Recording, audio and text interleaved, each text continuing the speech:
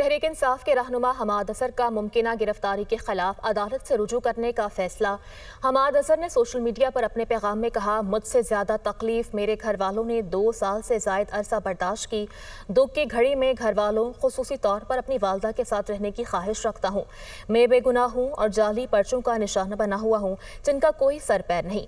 عدالت سے رجوع کر کے انصاف طلب کروں گا۔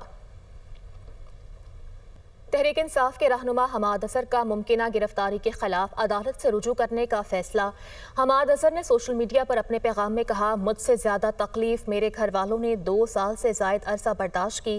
دکھ کی گھڑی میں گھر والوں، خصوصی طور پر اپنی والدہ کے ساتھ رہنے کی خواہش رکھتا ہوں۔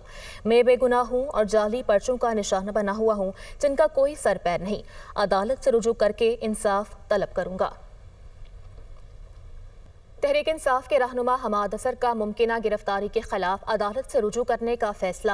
حماد اظہر نے سوشل میڈیا پر اپنے پیغام میں کہا، مجھ سے زیادہ تکلیف میرے گھر والوں نے 2 سال سے زائد عرصہ برداشت کی۔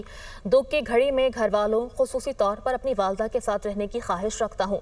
میں بے گناہ ہوں اور جعلی پرچوں کا نشانہ بنا ہوا ہوں جن کا کوئی سر پیر نہیں۔ عدالت سے رجوع کر کے انصاف طلب کروں گا۔